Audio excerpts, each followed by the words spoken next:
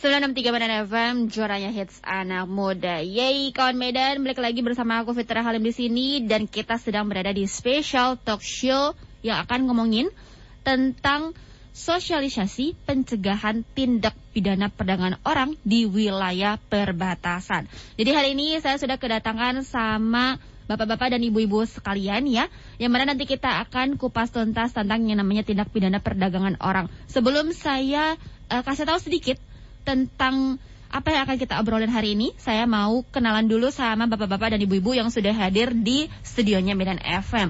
Yang pertama ada Bapak Abi Sancaya yang merupakan Project Assistant dari Unit Anti Perdagangan Orang pada International Organization for Migration IOM Indonesia. Selamat pagi Bapak. Selamat pagi.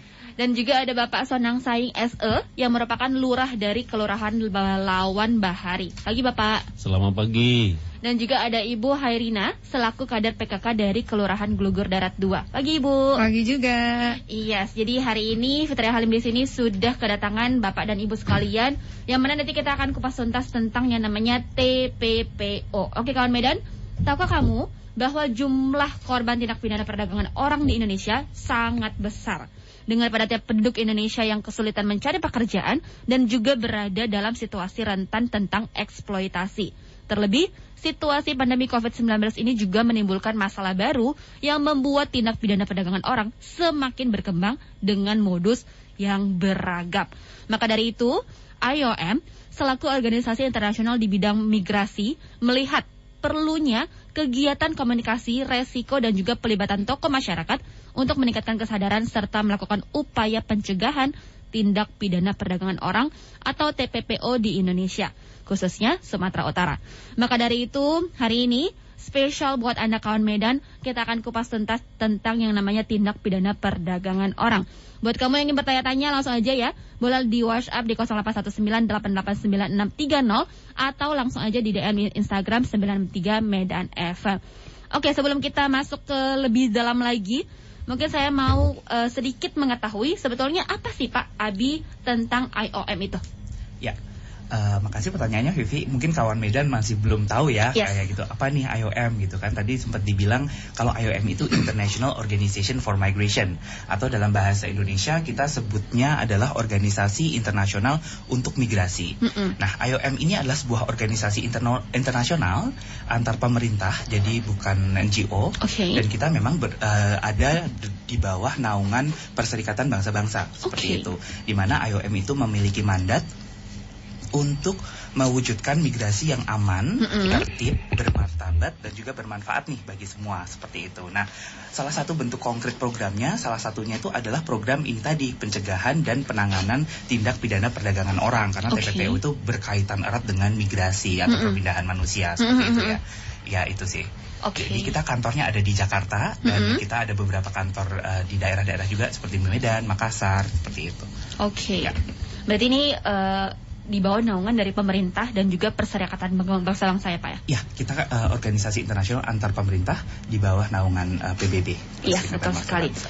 Oke, nah tadi kan kita udah ngobrol nih sedikit di depan tentang TPPO itu. Nah, kira-kira apa sih Pak tindak pidana perdagangan orang ini? Mungkin boleh sedikit dikasih tahu ke kawan Medan. Ya.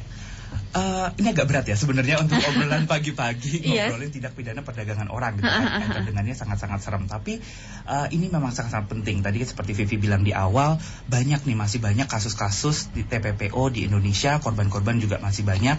Dan mungkin salah satu penyebabnya atau faktor yang menyebabkan itu masih tinggi itu kurangnya pengetahuan juga di masyarakat terkait dengan apa itu sebenarnya TPPO. Oke. Padahal TPPO sendiri itu sudah banyak diperbincangkan sebenarnya di level internasional, di level regional. Itu kita ada namanya protokol Palermo. Oke. Itu di level internasional itu juga memberikan definisi terkait dengan TPPO. Lalu di regional, di Asia Tenggara gitu ya, di mana Indonesia itu berada, kita ada juga konvensi ASEAN menentang terkait dengan TPPO itu sendiri, atau kita sebutnya aktif seperti itu. Di situ juga dijelaskan terkait dengan definisi TPPO itu sendiri. Nah, di negara kita nih, kita memiliki Undang-Undang Nomor 21 Tahun 2007. Ini mungkin kawan Medan bisa catat juga nih, supaya nanti kalau mau lebih tahu terkait dengan TPPO bisa nih cek Undang-Undang 21 tahun 2007. Dimana kalau teman-teman lihat di situ, itu ada definisi terkait dengan perdagangan orang, yaitu tindakan perekrutan, pengangkutan, penampungan, pengiriman, pemindahan atau penerimaan seseorang dengan ancaman kekerasan, penggunaan kekerasan, penculikan, penyekapan, pemalsuan, penipuan, penyalahgunaan kekuasaan atau posisi rentan, penjeratan hutang atau memberi bayaran atau manfaat, sehingga memperoleh persetujuan dari orang yang memegang kendali atas orang lain tersebut, baik yang dilakukan di dalam negara maupun antar negara untuk tujuan eksploitasi atau mengakibatkan orang tereksploitasi, seperti itu. Itu definisi dari undang-undang kita ya. Jadi TPPO ini memang merupakan tindak kejahatan kemanusiaan gitu, karena melanggar hak asasi manusia. Seperti tadi ya, kita dengar tuh kata-kata menggunakan ancaman kekerasan, eksploitasi, itu kan salah satu bentuk kejahatan terhadap hak asasi manusia ya. Karena memang yang dirugikan juga manusianya gitu. Betul. Kan korbannya dari TPPO itu sendiri tuh manusianya. Bahkan banyak nih sedikit korban TPPO itu yang sampai meninggal dunia, cacat atau mengalami trauma fisik yang berat seperti itu. Nah, selain itu juga banyak juga korban TPPO yang mengalami trauma psikis ya. Jadi dari segi mentalnya, lalu kehilangan material, benda-benda material, uang gitu, harta, bahkan sampai ada yang tidak diterima kembali ke keluarga atau masyarakatnya. Itu cukup sedih juga ya. Dan betul. Itulah kenapa ini merupakan topik yang memang berat, tapi kita tetap harus coba sosialisasikan gitu supaya masyarakat lebih lebih aware terkait dengan topik ini. Dan mungkin yang masyarakat belum tahu juga, atau mungkin mereka dengar kalau korban TPPO itu perempuan gitu. Padahal sekarang banyak juga korban TPPO itu yang laki-laki. Ya, jadi laki-laki itu juga bisa menjadi korban TPPO. Walaupun memang secara angka ya, secara data kebanyakan korban itu masih perempuan gitu. Iya itu dia kawan Medan. Jadi sebetulnya ini adalah benar sesuatu yang harus kita tahu, apalagi buat kamu yang mungkin kepengen kerjanya di luar negara atau mungkin kepengen kuliah di luar negeri terus sambil bekerja seperti itu ya. Jadi kita benar-benar harus paham banget, apalagi ini kan sudah mau masuk di semester kenaikan kelas ya kan. Jadi buat kamu semua, kita harus membuka mata kita dan mengetahui semua tentang yang namanya tindak pidana perdagangan orang. Buat kamu yang kepengen bertanya-tanya, silakan ya, langsung aja di WhatsApp kita di 0819889630 atau langsung aja DM di Instagram kita 963 Medan FM. Kita akan kembali lagi, yang pastinya akan kupas tuntas semua tentang yang namanya tindak pidana perdagangan orang. So, don't miss it. 963 Medan FM. Juaranya hits anak muda. Tanya hits anak muda. Yes, balik lagi di Special Talk Show sosialisasi pencegahan tindak pidana perdagangan orang di wilayah perbatasan. Jadi di sini Fitri Halim masih bersama dengan Bapak Abi Sancaya yang merupakan Project Assistant dari Unit Anti Perdagangan Orang pada International Organization for Migration IOM Indonesia, dan juga ada Bapak Sonang Saing SE yang merupakan lurah dari Kelurahan Belawan Bahari, dan juga ada Ibu Hairina yang selaku kader PKK dari Kelurahan Gelugur Darat 2. Oke, tadi kita udah jelasin sedikit soal apa yang namanya TPPO tersebut. Jadi buat kawan Medan sedikit lebih tahu ya apa yang namanya TPPO, dan itu ada di Undang-Undang Nomor 21 Tahun 2007. Oke Pak Abi, bagaimana sih cara kita menyadari atau mengenali bahwa sebuah tindakan merupakan TPPO atau bukan? Ya. Nah, ini penting banget nih untuk mungkin juga diketahui kawan Medan juga ya. Kalau melihat sebuah kasus mungkin atau dengar sebuah kasus, bingung kadang-kadang ini TPPO bukan ya, seperti itu kan.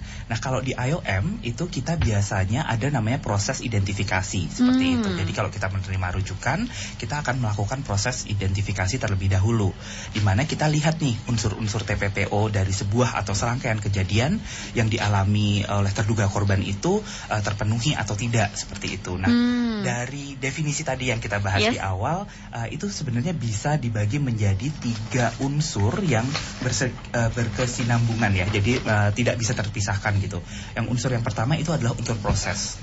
Nah, proses ini seperti kayak tindakan apa sih yang dilakukan gitu kan oleh pelaku contohnya.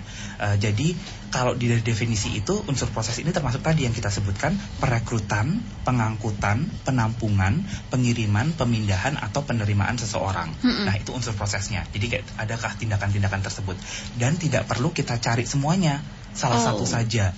Oh, sudah ada perekrutan di situ. Oh, sudah ada pemindahan atau penampungan seseorang. Nah, berarti unsur dari proses itu sudah kita centang nih, gitu kan. Nah, kita lihat nih unsur kedua gitu. Unsur kedua itu adalah cara. Cara itu bagaimana tindakan tadi itu dilakukan. Caranya seperti apa sih gitu. Apakah menggunakan ancaman kekerasan, penggunaan kekerasan, penculikan, penyekapan, pemalsuan, penipuan, penyalahgunaan kekuasaan atau posisi rentan, atau penjeratan hutang, atau juga pemberian bayaran atau manfaat. Gimana itu dilakukan oleh pelaku untuk memaksa korban itu tadi ikut sama dia, terekrut gitu kan, pindah seperti itu. Contoh banyak nih yang mungkin diiming-imingi gaji tinggi gitu kan. Jadi pada proses perekrutan, jadi prosesnya perekrutan, kita rekrut dengan iming-iming gaji tinggi. Dimana mungkin pelaku itu tahu bahwa mungkin situasi ekonominya sedang rendah ya, jadi mungkin dia rentan gitu kan. Lalu dideketi dan memang berniat untuk aku targetin nih kayak gitu kan. Terus iming-iming aja gaji 10 juta deh per bulan kalau ikut saya kerja di let's say negara tetangga kayak gitu kan. Nah, padahal nanti dia tahu bahwa gajinya itu tidak sebesar itu gitu. Jadi si pelaku ini memang tahu sengaja menipu kayak gitu kan dengan iming-iming gaji tinggi seperti itu. Nah, yang terakhir masuk ke elemen ketiga, elemen tujuan. Mengapa itu dilakukan? Jadi tujuannya apa sih? Yang itu tadi, eksploitasi atau mengakibatkan seseorang tereksploitasi. Gitu ya. Jadi baik kita akan mengeksploitasi orang, bukan kita ya, pelaku. Pelaku itu akan mengeksploitasi korban itu, atau kita sebagai agen contohnya membuat seseorang itu jadi tereksploitasi seperti itu. Jadi itu adalah elemen yang ketiga. Dan eksploitasi ini bisa dilihat juga tidak hanya eksploitasi tenaga kerja ya, kalau tadi kita sebut gaji tidak dibayar, tapi juga mungkin eksploitasi seksual. Jadi dia memberikan pelayanan-pelayanan seksual terpaksa karena itu tadi ada ancaman-ancaman. Dan memang eksploitasi ini kan ditujukan untuk keuntungan si pelaku ya, seperti itu. Jadi dan biasanya eksploitasi ini kadang-kadang bisa dilakukan berulang-ulang, jadi nggak cuma sekali gitu. Contoh dipaksa melakukan pelayanan seksual berulang-ulang, padahal dia tidak menginginkan itu, tidak konsensual seperti itu, tapi karena dipaksa, takut itu tadi tidak bisa keluar dari situasi tersebut, dia terpaksa harus melakukan. Atau eksploitasi tenaga kerja gitu kan. Jadi gaji tidak dibayar, dia dipaksa dengan kerja terus-menerus, jamnya banyak banget gitu, nggak ada istirahatnya kayak gitu. Tidak sesuai dengan apa yang dijanjikan di awal. Betul. Nah, itu jadi ada 3 elemen tersebut sih yang penting diperhatikan. Dan mungkin terutama untuk kawan Medan ya, ini di daerah perbatasan di mana yang sangat erat juga dengan namanya penyelundupan migran atau penyelundupan manusia gitu ya. Itu mirip banget, sekilas tuh mirip dengan TPPO. Nah, bedanya memang kalau penyelundupan migran itu kejahatan imigrasi ya. Jadi yang dilakukan oleh negara karena kan kita masuk tanpa izin. Contoh kita mau ke Malaysia nih gitu. Kita tidak punya paspor, terus diselundupkan lewat jalan tikus gitu kan. Jalan yang memang ilegal untuk masuk ke sebuah negara, tapi memang ada tuh jalannya. Mungkin tidak dijaga atau apa gitu, kita masuk. Nah, tapi kalau di perdagangan orang itu korban tidak tahu seperti itu. Tapi di penyelundupan manusia biasanya bukan korban ya. Jadi yang mau diselundupkan itu tahu. Jadi dia mungkin minta ya untuk saya mau masuk dong ke Malaysia tapi saya tidak memiliki paspor. Oke. Jadi yang pelakunya itu akan baik, nanti saya bisa nih nganterin masuk lewat jalur sini, tenang aja. Nanti harganya segini ya, sekian juta gitu. Berarti seakan-akan jadi kayak calo seperti itu ya. Jadi kayak calo memasukkan orang ke ke sebuah negara lain gitu. Dan habis itu selesai, transaksi sudah selesai, jadi mereka berpisah kayak gitu ya. Nah, kalau perdagangan orang tadi kan ada kegiatan lanjutannya, eksploitasinya kayak perantaranya gitu lagi di sana ya. Jadi mungkin nanti dipekerjakan lagi seperti itu. Tapi ini tidak menutup kemungkinan yang awalnya penyelundupan migran atau penyelundupan manusia berubah menjadi TPPO.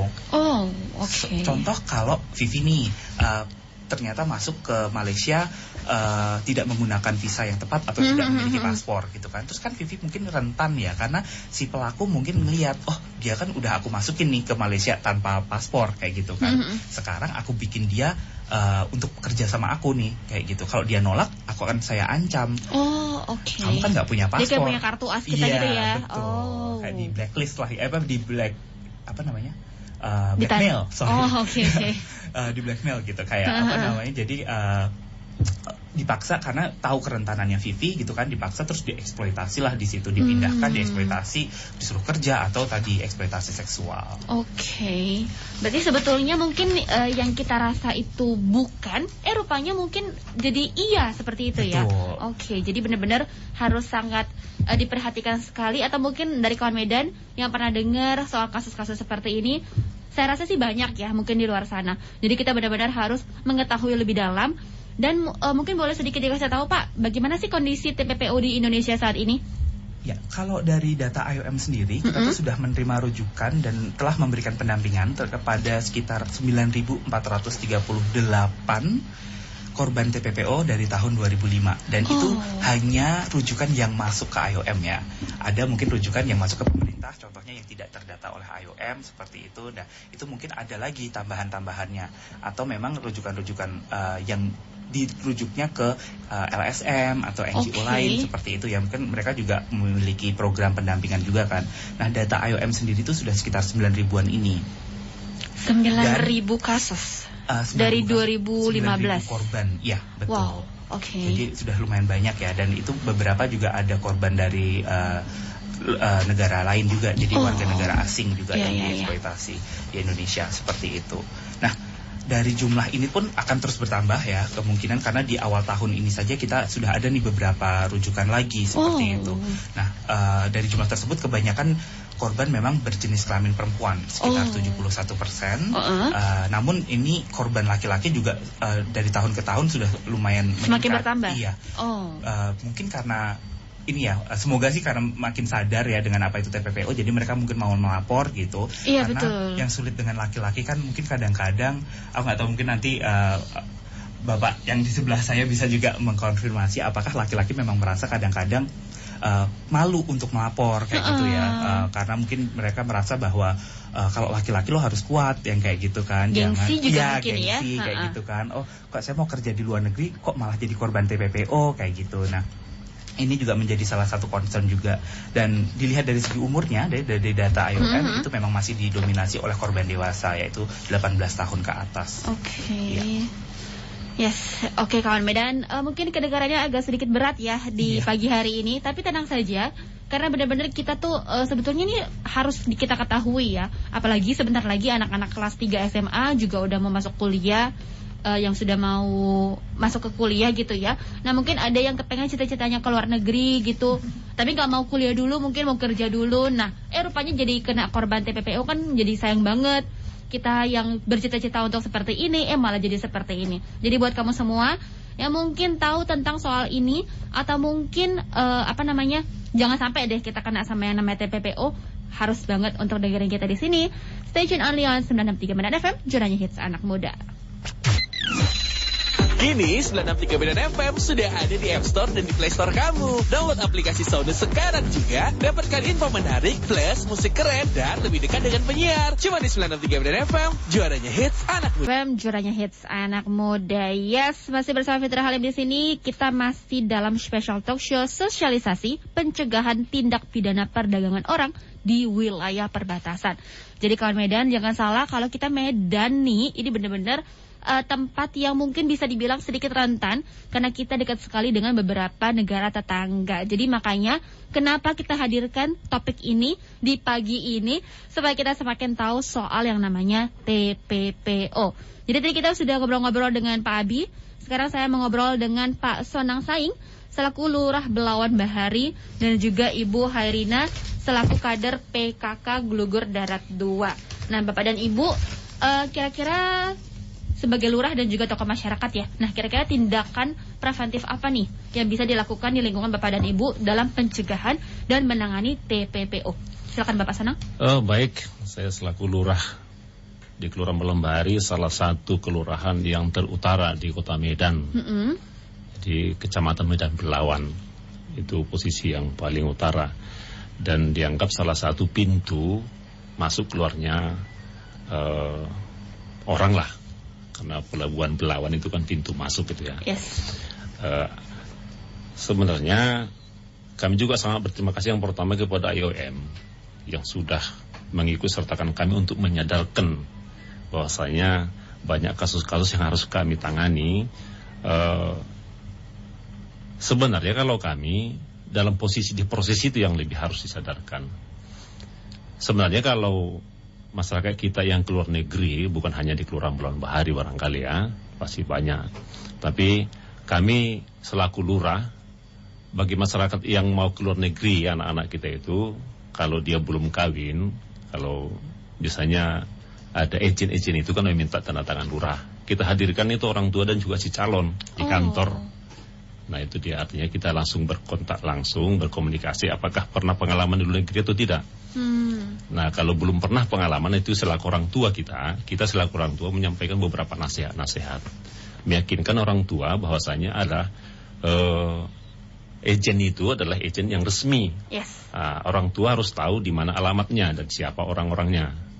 Nah itu. Tapi kalau sudah berpengalaman biasanya kita agak lebih longgar. Nah itu dia.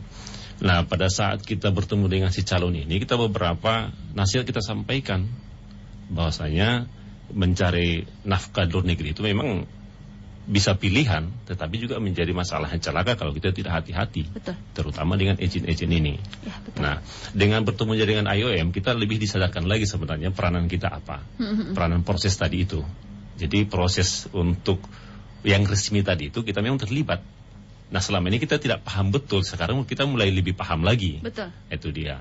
Jadi artinya proses perekrutan tadi itu melalui tanda tangan lurah, izinnya ada sehingga mereka secara resmi diberangkatkan. Kita sangat tidak melarang, ya, tidak melarang ada opsi lain untuk mencari pekerjaan.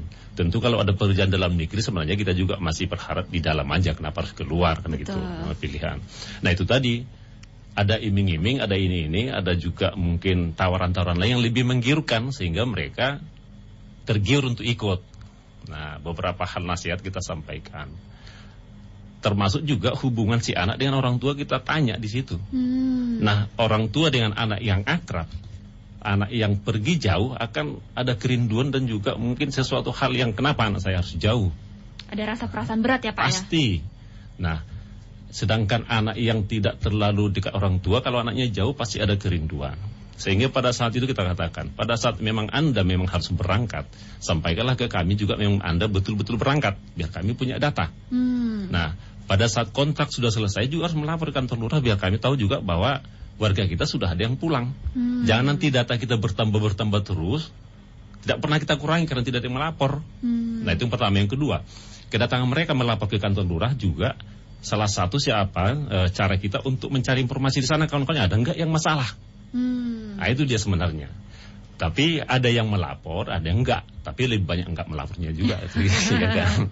Nah, komunikasi orang tua dengan anak juga kita sampaikan. Di minggu, di bulan pertama harus lebih intens komunikasi kepada orang tua. Melepas rindu. Yes. Itu yang pertama. Yang kedua, meyakinkan orang tua bahwa anaknya sudah bagus, sudah duduk atau sudah aman, nyaman di sana. Mak, saya sebentar lagi mau kerja. Mak, saya udah pulang. Jadi menyampaikan kepada orang tua itu kondisi kita sebenarnya bagaimana. Itu membuat orang tua sedikit lebih nyaman. Nah itu dia. Jadi komunikasi awal itu lebih intens kita sampaikan kepada si anak tadi, kepada orang tua, supaya memang orang tua yakin betul-betul anaknya sudah nyaman gitu. Nah pada saat putus komunikasi, orang tua kan harus bertanya. Pada saat ada pertanyaan, dia harus bertanya kepada agen yang memberangkatkan. Yes. Nah itu untuk berjalur yang resmi. Yang permasalahan tadi yang sampaikan Pak Bang Abi tadi itu, yang tidak bisa kita cover kan jalur yang non resmi. Nah itu. Tapi ya mudah-mudahan lah, syukur juga memang kita belum pernah menangani atau mendapat laporan yang TPPO-nya. Ya kita sangat bersyukur. Tapi apakah memang itu tidak ada? Atau tidak dilapor? Iya, atau tidak dilapor. Sehingga keterlibatan kita dengan IOM ini sangat bersyukur. Kita mulai berdekat masyarakat, jujur dengan masyarakat, menyampaikan hal-hal itu. Apakah tindakan itu masuk ke TP atau tidak. Jadi kita sering berdiskusi dengan masyarakat. Kebetulan juga di Kelurahan Belembari ada satu kelompok masyarakat itu bentuk namanya PATBM. PATBM ini perlindungan anak terpadu bermasyarakat. Memang masih kisaran di anak. Nah juga kita dengan kawan-kawan di Puspa juga partisipasi publik tentang pemberdayaan perempuan dan perlindungan anak. Ada juga Puspa Sumut. Jadi kita sudah mulai memang menggerakkan ada kelompok di masyarakat kita. Jadi ada anak yang bermasalah pun dengan KDRT, kita juga udah berkolaborasi dengan kelompok itu. Apakah memang kasus harus disampaikan harus mengadu kepada polisi juga pernah kita dampingi, bahkan ke dinas juga, ke dinas PPL Kota Blitar juga kita laporkan supaya ada pendampingan. Jadi bukan hanya penyelesaian kasusnya, tapi penyelesaian psikologis anak ini berkelanjutan juga kita pikirkan. Ya, nah ini yang kita lakukan selama ini. Jadi kita mulai berkolaborasi lah dengan kelompok masyarakat untuk menyampaikan informasi ini kepada masyarakat secara luas. Itu Mbak Vivi. Iya, oke.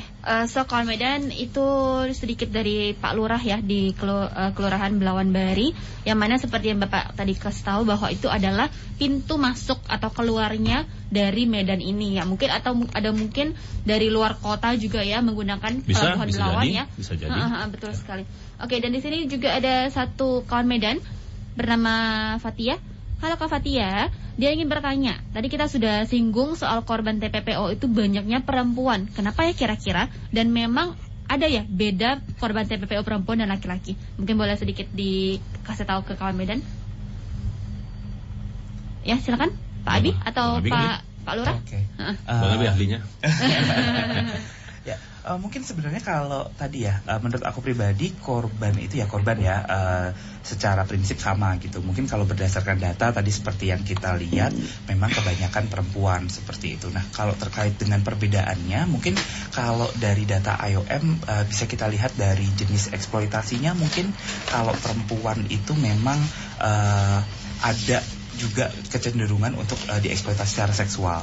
Itu yang dilaporkan ke kami ya. Tapi bukan berarti laki-laki tidak juga, enggak. Mungkin ada juga yang tereksploitasi secara seksual, tapi tidak dilapor ya. Mungkin itu tadi masih banyak stigma-stigma di masyarakat yang membuat laki-laki malu untuk lapor atau takut untuk melapor. Nah itu mungkin dari segi jenis eksploitasinya dari situ.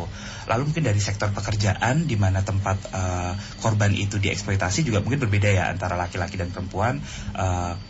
Mungkin perempuan itu lebih ke sektor domestik gitu, seperti pekerja rumah tangga gitu kan, seperti pekerja migran Indonesia yang bekerja di luar negeri sebagai pekerja rumah tangga contohnya. Itu mungkin kebanyakan perempuan, sedangkan laki-laki mungkin dieksploitasinya di sektor perkebunan, perikanan, itu mereka banyak karena mungkin tenaga kerjanya juga kebanyakan laki-laki seperti itu. Kalau dari IOM juga kita melihat selama kita melakukan pendampingan gitu, mungkin ada juga beberapa perilaku seperti itu dari korban perempuan dan korban laki-laki, meskipun ini tidak mengeneralisir ya, jadi tidak semuanya seperti itu sama, tapi case per case. Tapi kalau kita lihat dari patternnya gitu, mungkin perempuan itu ada cara-cara pendekatan yang berbeda. Jadi kita memang harus sensitif gender gitu. Kalau kita mendampingi korban perempuan, baiknya mungkin seorang perempuan juga yang paham mengenai gender, sensitif gender, bagaimana prinsip-prinsip pendekatan dengan korban itu, pendampingan korban itu dia juga paham seperti itu. Apalagi mungkin takutnya lagi trauma juga. Betul, ya.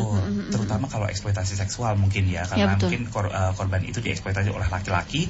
Kalau pendampingnya mungkin laki-laki yang tidak sadar gender sensitivity, itu mungkin malah justru men-trigger ya, membuat korban itu jadi takut, tidak mau terbuka gitu, jadi susah untuk didampingi.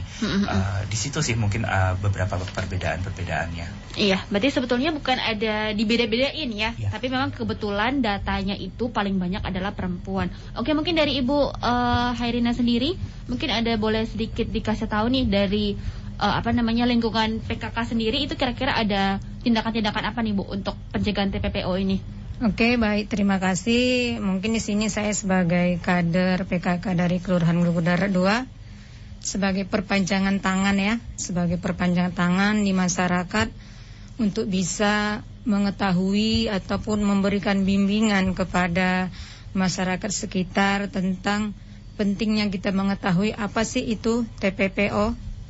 Jadi mereka itu biar lebih paham ataupun mengerti, mana tahu adalah sanak saudara mereka ataupun famili mereka ingin bekerja ke luar negeri, jadi sedikit banyaknya mereka sudah lebih memahami, jadi mereka bisa menghindari TPPO tersebut kan, seperti itu dengan Jadi kita di masyarakat bisa memberitahu dengan cara mengumpulkan di suatu aula, atau kita waktu arisan kita berkumpul, kita beritahu apakah itu kita mengetahui TPPO itu. Jadi mereka lebih paham ke depannya bagaimana. Itu tadi lah, mana tuh ada keluarga mereka, anak mereka ingin bekerja ataupun belajar di sana sambil bekerja. Jadi mereka itu sudah mengerti, sehingga mereka tidak terjadilah tindak pidana perdagangan orang tersebut, ya kan? Karena mereka sedikitnya juga mereka sudah paham, oh ini ya. Jadi mereka harus lebih berhati-hati, karena kita udah pemberitahuan terlebih dahulu. Jadi mereka bisa memberi arahan atau saran kepada anak mereka ataupun keluarga mereka, seperti itu. Oke, apalagi sudah ada undang-undangnya juga ya Bu ya. Oke kawan Medan, nanti kita akan balik lagi dan kita akan bahas lagi lebih lanjut tentang TPPO.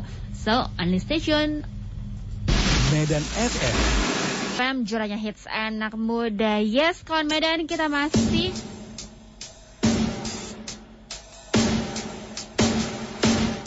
Oke, kita masih di special talk show, yes. Dan di sini juga saya masih bersama dengan bapak-bapak dan ibu-ibu sekalian dari kelurahan dan juga dari IOM serta ibu dari PKK. Nah, kira-kira bapak dan ibu sekalian, tantangan apa nih yang mungkin bapak ibu hadapi saat memberantas TPPO di TKP atau mungkin di lingkungan bapak dan ibu? Mungkin dari bapak atau ibu?